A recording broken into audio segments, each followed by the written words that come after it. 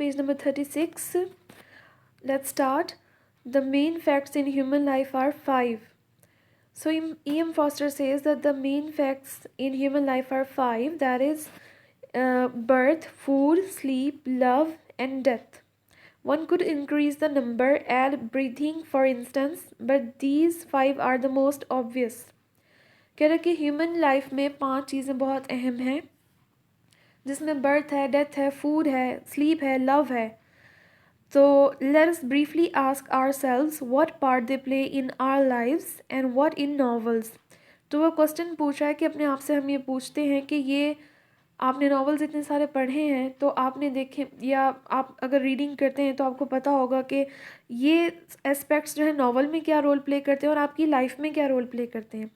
Obviously आपकी life में बहुत इंपॉर्टेंट रोल प्ले करते हैं. Birth, death, food, sleep, specially food भी, और love.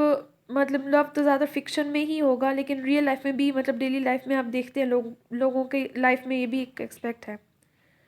Does the novelist tend to reproduce them accurately, or does he tend to exaggerate, minimize, ignore, and to exhibit his characters going through processes which are not the same through which you and I go, though they bear the same names?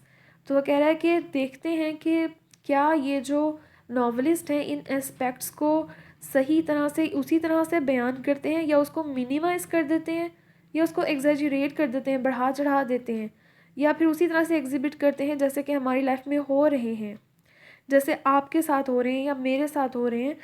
तो हालांकि उनके characters के names तो वैसे ही होते हैं जैसे हमारे होते हैं. तो क्या ये सारे एस्पेक्ट्स इनकी लाइफ में इसी तरह से हो रहे हैं, या उनको एग्जैजरेट किया जाता है, इग्नोर किया जाता है, या मिनिमाइज़ किया जाता है. To consider the two strangest first, पहले हम दो फर्स्ट को देख लेते हैं, birth and death. Strange because they are at the same time experiences and not experiences. ये दो को वो स्ट्रेंज बोल रहा है क्योंकि ये एक्सपीरियंस हैं भी और नहीं भी. वो कैसे? We only know of them by report, क्योंकि हम इनको, ये एक्सपीरियंस हमारे साथ होता तो है कि हम पैदा भी होते हैं और मरते भी हैं, लेकिन हमें सिर्फ बाय रिपोर्ट पता चलता है. We were all born but we cannot remember what it was like. हम सब पैदा होते हैं लेकिन हमें ये नहीं पता याद होता कि वो कैसे पैदा हुए.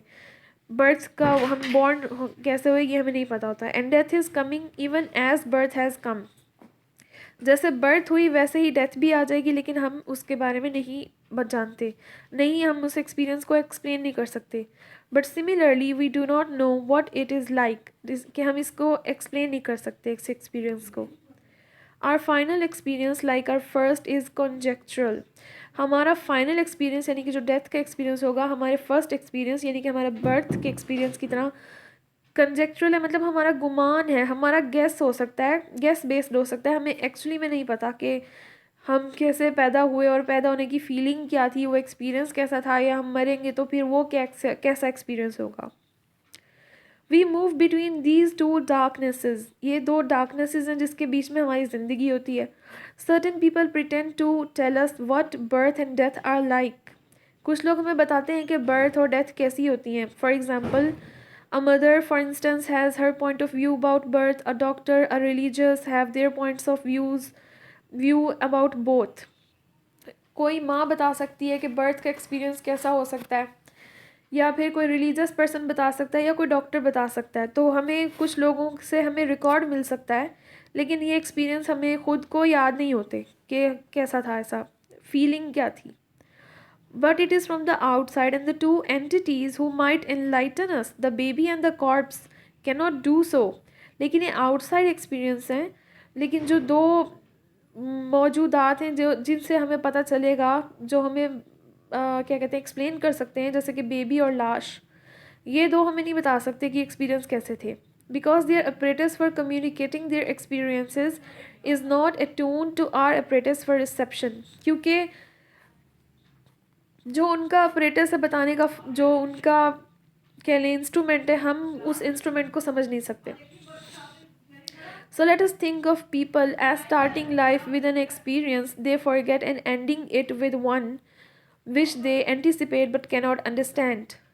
तो हम लोगों को ऐसे सोचते हैं, so let us think of people, लोगों को ऐसे सोचें कि उन्होंने अपनी लाइफ स्टार्ट की ऐसे एक्सपीरियंस है जिसको वो भूल गए, और उनकी लाइफ ऐसे एक्सपीरियंस पे एंड होगी जिसको वो एंटिसिपेट कर सकते हैं लेकिन वो जान नहीं सकते उसके बारे में, अंडरस्टैंड नहीं कर सकते.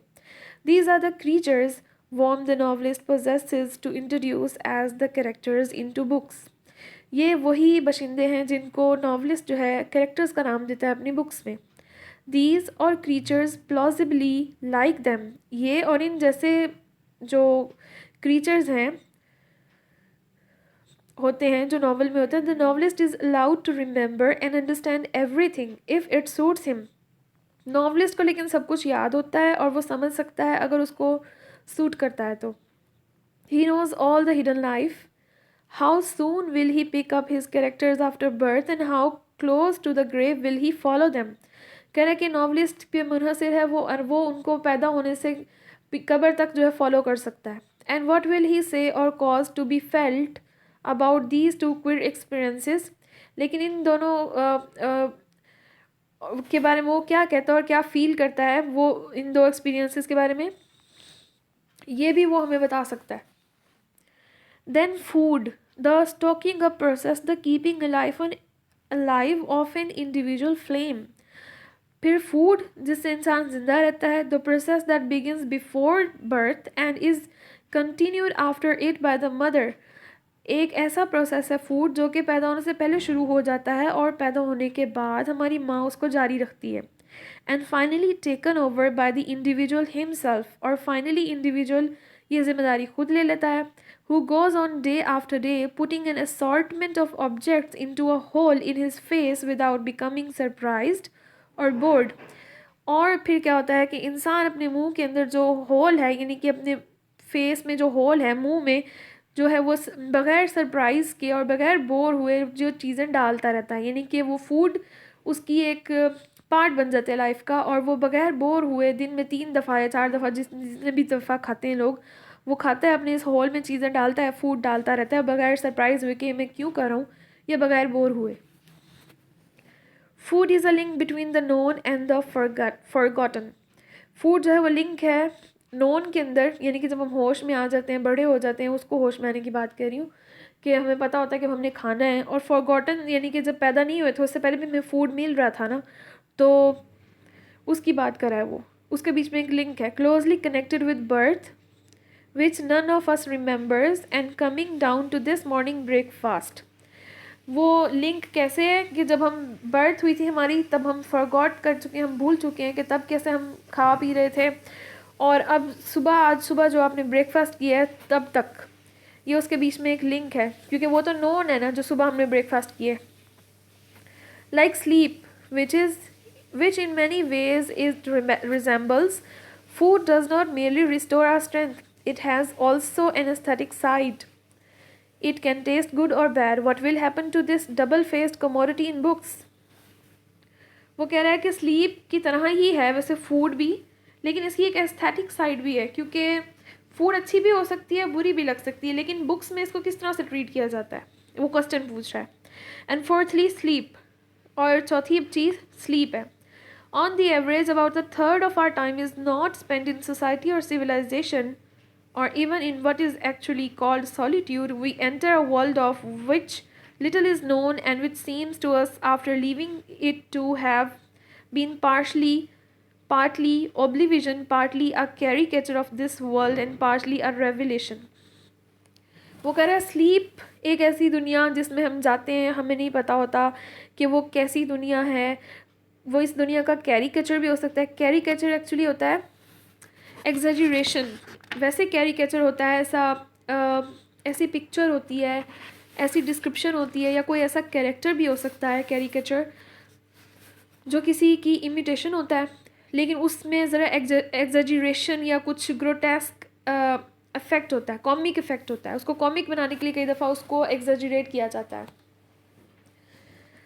जैसे कैरिकेचर कैरेक्टर्स जो हैं आपने देखे होंगे जोसेफ एंड्रयूज़ में, वो मिसेस स्लिपस्लॉप थी, वो एक कैरिकेचर थी. कैरिकेचर मतलब कि एक एग्जैजरेशन थी, जैसे उसकी एक टांग लंबी और एक छोटी बताई हुई थी हमें, तो वो कैरिकेचर थी. कैरिकेचर को आपको इजीली समझाऊं तो आपने अगर न्यूज़पेपर पढ़ते हो तो उसके अंदर वो जो सियासतदानों की शक्लों पे कार्टून्स बने होते हैं, जो शक्लें उनसे मिल रही होती हैं उन कार्टून्स की, लेकिन वो थोड़े बेढंगे होते हैं, किसी का हाथ बहुत लंबा होता है, किसी की टांग बहुत लंबी होती है, किसी का मुंह बहुत बड़ा होता है, वो कैरिकेचर्स होते हैं। सॉरी। तो कह रहे हैं कि ऐसी दुनिया में हम दाखिल हो जाते हैं जो इस दुनिया का या तो कैरिकेचर होता है या हम पार्शली हमें भूल भी जाते हैं कि वो क्या थी दुनिया। I dreamed of nothing, or I dreamed of a ladder, or I dreamed of heaven, we say when we wake. जब हम सो के उठते हैं तो हम क्या बात करते हैं कि मैंने कुछ भी ख्वाब नहीं देखा, या मैंने किसी लैडर के बारे में ख्वाब देखा, या मैंने हेवन के बारे में ख्वाब देखा, लेकिन हमें एक्चुअली नहीं पता ये एक्सपीरियंस कैसा होता है। I do not want to discuss the nature of sleep and dreams, only to point out that they occupy much time, and that what is called history only busies itself with about 2/3 of the human cycle and theorizes accordingly. Does fiction take up a similar attitude? अब वो यहाँ पे question पूछा है कि history में तो ये जो 2/3 ह्यूमन साइकिल होता है, यानी कि 2/3 इस स्लीप को कह रहा है कि हम 2/3 हमारी लाइफ का जो हिस्सा है वो सो कर गुजारते हैं, तो उसको हिस्ट्री जो है वो उसमें actively may be engage only busies itself with 2/3 of the human cycle. हाँ, यानी कि उसमें एंगेज नहीं होती, लेकिन क्या फिक्शन होती है? फिक्शन का इससे रिलेटेड क्या है, क्या रिलेशन है?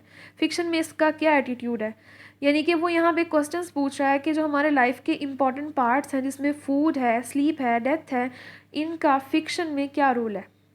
एंड लास्टली लव, और आखिर में love. I am using this celebrated word in its widest and dullest sense. Let me be very dry and brief about sex in the first place.